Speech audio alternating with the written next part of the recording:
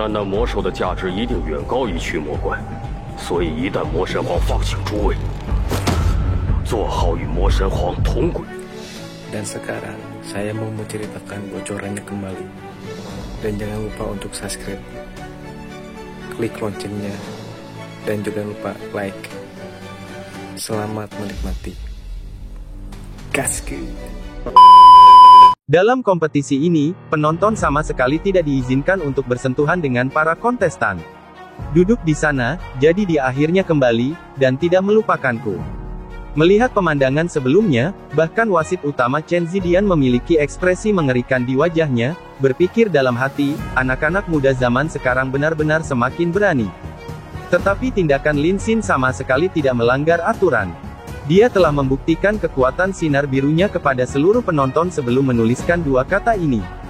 Sungguh misteri. Yang terpenting bagi langkah ke-9 adalah menemukan jalan untuk dilalui sendiri, dan Lin Xin tidak diragukan lagi telah menemukan jalan ini.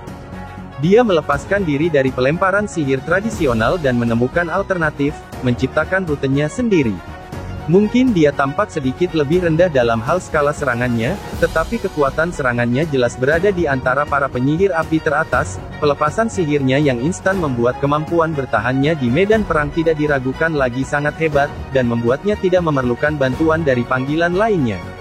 3 dari 10 orang yang membentuk Bright Glimmer of Hope telah berangkat, semuanya meraih kemenangan, dan semuanya menang, terutama si Masian dan Lin Xin yang meninggalkan kesan yang sangat mendalam. Cahaya seleksi muncul kembali, tetapi di luar dugaan, cahaya seleksi lainnya sekali lagi menerangi seseorang di antara jajaran Bright Glimmer of Hope, serta orang lain di sisi kuil spiritual. Melihat orang itu bersinar di sisi kuil spiritual, banyak orang tidak bisa menahan napas, karena orang itu sebenarnya adalah kepala pembantu kuil spiritual, Sansui Popo. Perang suci mungkin telah menyebabkan kerusakan besar pada aliansi, tetapi juga memberikan kebangkitan yang cepat bagi para ahli. Sama seperti Lin Chen, Sansui Popo berhasil melalui usahanya yang keras untuk mencapai terobosan dan naik ke langkah ke-9, meningkatkan kekuatannya secara signifikan. Tetapi pada saat kontestan di sisi Bright Glimmer of Hope melepaskan jubahnya, keributan besar terjadi. Dia terlalu muda. Bagaimana mungkin pasukan pemburu iblis Bright Glimmer of Hope ini benar-benar terbentuk dengan begitu banyak orang aneh ini? Mungkinkah mereka memiliki teknik khusus untuk mengubah penampilan mereka? Bagaimana mungkin masing-masing dari mereka terlihat begitu muda? Sambil senyum di wajahnya, Chen Ying'er memasuki stadion. Sansui Popo tampak tak berdaya saat melihatnya, dan tidak bersemangat saat melihatnya. Sangat jelas, Chen Ying'er telah bertemu kakek dan neneknya sebelum dimulainya pertemuan besar kuil. Setelah Chen Ying'er memasuki stadion, dia tidak langsung melafalkan mantranya, tetapi menatap neneknya dengan pandangan menyedihkan, seolah berkata kepadanya, lakukan apa yang menurutmu benar, tetapi jangan membuatnya terlalu sakit, kumohon. Sansui Popo berbicara pelan. Dengan ekspresi penuh kasih di wajahnya, dia menggelengkan kepalanya tanpa daya, dan mengucapkan kata-kata, aku menyerah. Setelah mengucapkan kata-kata ini, dia segera berbalik untuk keluar dari lapangan. Chen Ying'er menjulurkan lidahnya dan keluar dari stadion dengan bersemangat, dengan senyum di wajahnya. Apa? Sansui Popo baru saja menyerah. Sebagian besar merasa seolah-olah mereka salah dengar. Bagaimana mungkin kepala pembantu kuil spiritual menyerah begitu saja terhadap gadis muda seperti itu? Sebenarnya, itu adalah kompetisi sistem gugur hanya dengan kalah dalam satu pertandingan, seseorang tidak akan memiliki kesempatan lagi untuk berpartisipasi dalam pertemuan besar kuil lainnya. Li Zhengzi mengerutkan alisnya, tampaknya ingin mengatakan sesuatu, tetapi akhirnya menahannya. Dengan pemahamannya tentang pasukan Bright Glimmer of Hope, dia secara alami tahu tentang hubungan antara Sansui Popo dan Chen Ying'er. Melihat pemandangan ini, Li Zhengzi tiba-tiba memiliki perasaan tidak enak. Ketenangan kuil spiritual tampaknya memiliki arti lain. Meskipun hubungan kuil spiritual dan kuil penyihir tidak sedekat kuil asasin dan kuil ksatria, kuil spiritual dapat dianggap sebagai pendukung kuil penyihir untuk waktu yang lama sekarang. Hanya saja, kerja sama mereka dicapai dengan cara yang lebih profesional. Kompetisi terus berlanjut. Lebih dari 40 pertandingan berakhir. Berdasarkan kecepatan ini, ronde pertama dari tahap pertama harus berakhir pada malam hari. Dari 5 kuil besar yang berpartisipasi dan pasukan pemburu iblis secara harapan, yang terakhir adalah satu-satunya yang terus menang dari awal hingga sekarang. 5 dari mereka telah berangkat, Yang Wenzhao, Sima Xian, Lin Xin, Chen Ying'er, serta Duan Yi yang juga mencapai puncak langkah ke-8, dan menang berkat kolaborasi sempurna dengan tunggangan raksasanya dalam pertandingan itu. Dari kelimanya, hanya Duan Yi yang mengalami kesulitan, setelah berhadapan dengan pertempuran sengit melawan seorang penyihir selama 1/4 jam, meraih kemenangan dengan mengandalkan pertahanan dan keterampilan pribadinya yang hebat.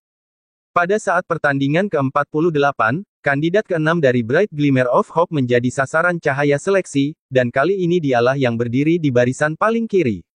Pada saat cahaya seleksi berhenti, pandangan semua petinggi dari 6 kuil besar terpusat padanya, karena semua tahu bahwa posisi pertama dari regu pemburu iblis akan selalu menjadi milik kapten mereka.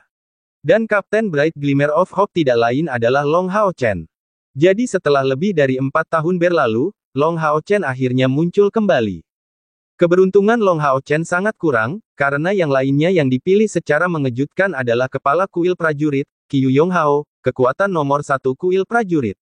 Qiyu Yonghao menjadi kosong setelah melihat cahaya pilihan memantul padanya. Long Hao Chen, apakah aku benar-benar akan bersilang tangan denganmu dengan cara seperti itu? Qiyu Yonghao memasuki lapangan, dan di sisi lain, Long Hao Chen menjadi melepaskan jubahnya. Bahkan sebelum memasuki lapangan, dia berbalik untuk melakukan penghormatan ksatria ke arah kakeknya Long Tianying sebelum menuju ke lapangan. Di dalam kuil ksatria, semua ksatria Golden bangkit dan membalas hormat Long Hao Chen. Tidak peduli berapa lama dia menghilang, dia tetap menjadi kepala ksatria suci dari kuil ksatria mereka sampai kuil ksatria menghapus pengumuman itu, serta komandan semua ksatria Golden dan ksatria Mithril.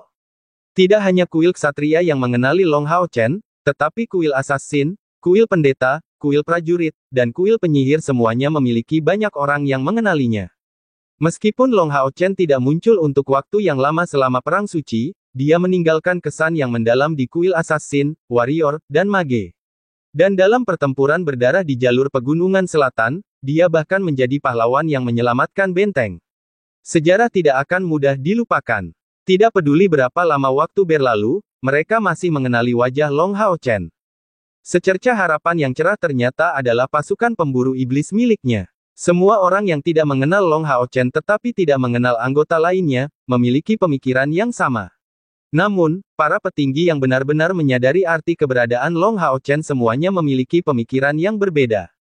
Anak-anak muda ini adalah orang-orang yang menghancurkan pilar Dewa Iblis untuk pertama kalinya dalam sejarah, dan dialah yang menyebabkan perang suci yang berlangsung selama 2 tahun antara umat iblis dan umat manusia. Dia sekarang kembali, dan membawa pasukan pemburu iblisnya. Apa yang sebenarnya direncanakannya dengan berpartisipasi dalam pertemuan besar kuil ini? Mengapa dia tidak mengangkat senjata untuk kuil ksatria, tetapi memilih untuk berpartisipasi bersama pasukan pemburu iblisnya? Melihat pemuda di depan matanya, Qiyu Yonghao memiliki kesan yang sama sekali berbeda. Pertama kali dia bertemu Long Hao Chen, itu adalah saat dia meninggalkan niat pedangnya untuk kuil prajurit. Dan karena niat pedang ini adalah yang telah disaksikannya dari pemegang pedang suci Ye Wuxiang, itu memungkinkannya untuk membuat kemajuan yang mencengangkan. Setelah itu, setiap gerakan Long Hao Chen menghasilkan beberapa hal ajaib. Setelah menghilang begitu lama, dia akhirnya kembali. Pada saat itu, Qiyu Yonghao tidak bisa tidak mengenang kata-kata yang ditinggalkan Wang Yuan ketika mereka bertemu. Sudah lama tidak berjumpa Hao Chen. Qiyu Yonghao tersenyum tipis, menatap Long Hao Chen dengan penuh semangat. Long Hao Chen mengungkapkan senyum yang sama, ya. Kepala kuil Qiyu, pertemuan terakhir kita hampir 5 tahun yang lalu. Aku tidak berharap kita akan bersatu kembali dalam keadaan seperti ini. Qiyu Yonghao menyatakan, Hao Chen, aku tidak akan menunjukkan belas kasihan padamu. Sekarang biarkan aku melihat ke tingkat mana kamu naik setelah 5 tahun terakhir ini. Long Hao Chen mengangguk padanya, tolong bimbing aku dengan baik. Pada saat Qiyu Yonghao menyatakan kata-kata ini kepada Long Hao Chen, dia telah mencapai tekadnya. Sebagai kepala kuil prajurit, pertama-tama dia ingin melihat pengaruh apa yang sudah dimiliki Long Hao Chen, dan apa yang bisa dia bawa ke aliansi di masa depan. Hasilnya, dia menyadari bahwa di belakang Long Hao Chen setidaknya ada kuil ksatria dan kuil assassin, yang merupakan 2 dari 6 kuil besar. Selain itu, dia ingat dengan jelas hubungan antara Chen Ying'er dan Chen Hongbo. Bukankah dia baru saja melihat seberapa cepat San Sui Popo menyerah? Dengan cara ini, setidaknya kuil pemanggil tidak akan menentangnya, dan kemungkinan besar akan tetap netral. Kuil pendeta tidak pernah memiliki pengaruh besar terhadap aliansi, jadi Long Hao Chen kemungkinan besar telah memperoleh lebih dari setengah dukungan aliansi. Bagaimanapun, ia memiliki identitas yang sangat istimewa Sion of Light dari kuil Ksatria, dan penerus berikutnya dari kuil mereka. Karena bahkan Wang Yuan telah mencapai langkah ke-9, seberapa jauh kultivasinya telah berkembang. Jika ia dapat membuktikan dirinya menggunakan kekuatan, mungkin otoritasnya pada akhirnya akan memiliki peran yang sangat menentukan dalam aliansi yang baru. Jadi, Qiyu Yonghao mengerti bahwa faktor terbesar yang menentukan apakah Long Hao Chen akan mampu mengubah seluruh aliansi adalah kekuatan. Apakah ia memiliki kultivasi tingkat pertama atau tidak akan menentukan kekuatan dukungan yang akan ia peroleh dari pihak netral. Qiyu Yonghao memutuskan sendiri bahwa jika Long Hao Chen mampu mencapai kemenangan atas dirinya, tidak peduli apapun yang terjadi setelah partisipasinya dalam pertemuan besar kuil ini, kuil prajurit setidaknya akan memilih untuk tetap netral. Kaki kiri Long Hao Chen melangkah maju. Memajukan tangan kanannya, ia mulai menuju ke pihak lain, tetapi bahkan tidak memanggil tunggangannya sendiri dalam prosesnya. Qiyu Yonghao tidak percaya bahwa Long Hao Chen yang tidak memiliki tunggangan tidak cukup kuat.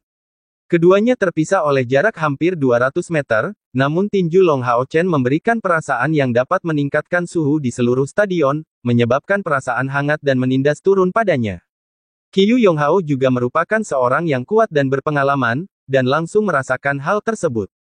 Meskipun tekanan hangat ini tidak terasa terlalu menindas, dia samar-samar dapat merasakan bahwa jika dia tidak merespons dengan benar, sangat mungkin baginya untuk kalah dalam pertandingan.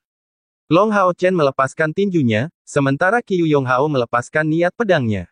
Energi spiritual kedua belah pihak tidak berwujud, tetapi ketika mereka berbenturan, penghalang yang melindungi stadion bergoyang keras, cahaya emas warna-warni di atasnya tiba-tiba menguat, jelas untuk menahan tekanan besar tersebut.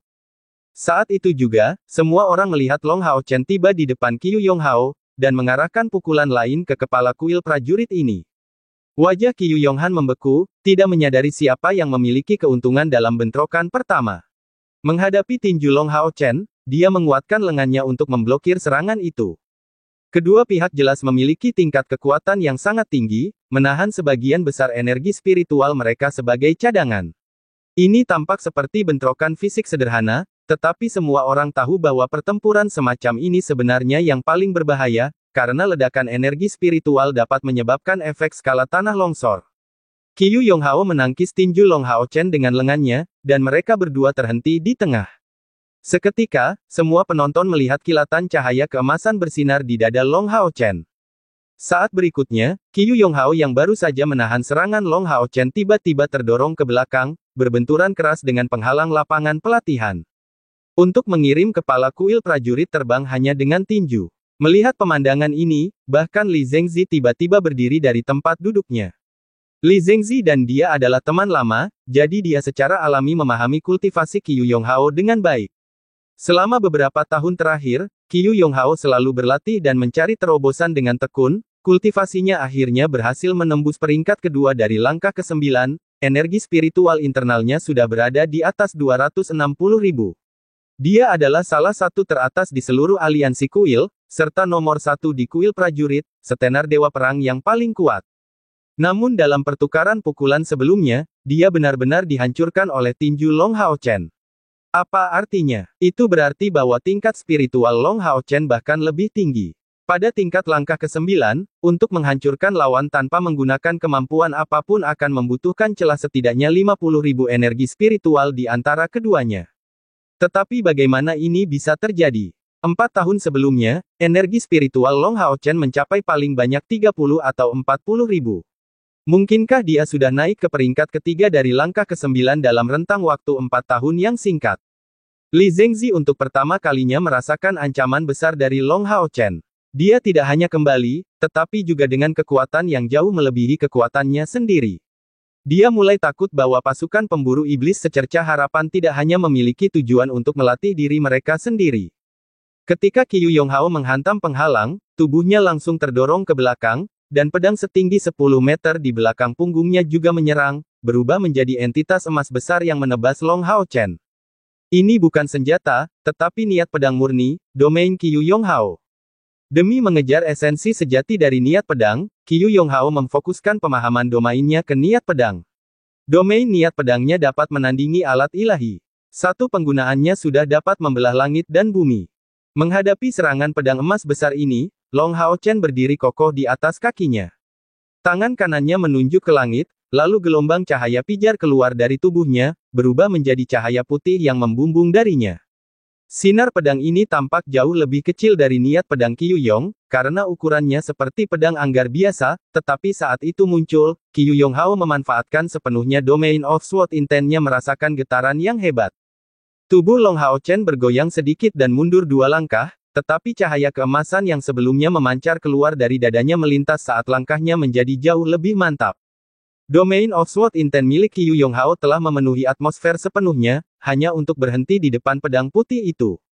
Pedang putih itu berdengung pelan, perlahan-lahan menghilangkan tekanan dari pedang besar itu, tampaknya membawa beban yang tak tertahankan. Semua penonton yang bisa melihat sejauh ini akan percaya bahwa Qiyu Yonghao sekali lagi berada dalam posisi yang kurang menguntungkan. Namun, hanya dia yang tahu bahwa niat pedang Long Hao Chen memiliki sifat yang sama sekali berbeda dibandingkan dengannya. Niat pedangnya murni terbentuk dengan gagasan tentang pedang, menggabungkan keinginan jiwanya dengan niat pedang. Tetapi meskipun niat pedang Long Hao Chen tidak sekuat domain sword intent miliknya sendiri, niat pedang putih itu memiliki fluktuasi jiwanya sendiri. Dengan kata lain, Long Hao Chen mampu menuangkan sebagian jiwa ke dalam niat pedang ini. Qiyu Yonghao ingat dengan jelas bahwa pada tahun-tahun itu, pada malam hari ketika Ye Wuxiang menantang Kaisar Dewa Iblis, dia telah mengatakan kepadanya bahwa dia akhirnya memahami beberapa misteri di balik jiwa pedang. Tetapi bukankah Long Hao Chen memanfaatkan jiwa pedang ini dengan tepat? Teknik itu bahkan melampaui niat pedang. Long Hao Chen memiliki senyum tipis di wajahnya saat dia melihat Qiyu Yonghao. Selamat atas kemajuan besarmu dalam kultivasi kepala kuil Qiyu. Domain niat pedangmu benar-benar kuat dan asli. Jika suatu hari kamu dapat memahami misteri di balik penggunaan jiwa seseorang sebagai pedang, pencapaianmu akan melampaui Ye Wuxiang senior di tahun-tahun itu. Aku bahkan mungkin perlu menggunakan domainku sendiri untuk menahan seranganmu. Setelah begitu banyak pertandingan, Long Hao Chen adalah satu-satunya yang mengucapkan kata-kata di tengah pertandingannya. Qiyu Yonghao tidak hanya tidak menjadi gugup karena kata-kata ini, tetapi malah merasakan perasaan pemahaman yang tipis, dengan penuh semangat memperhatikan jiwa pedang yang dekat dengan kepala Long Hao Chen. Dia bisa merasakan bahwa jiwa pedang Long Hao Chen masih dalam tahap embrio, tetapi dia sudah benar-benar mencapai tingkat itu. Jiwa pedang, bagaimana mungkin seseorang bisa mewujudkan jiwa pedang?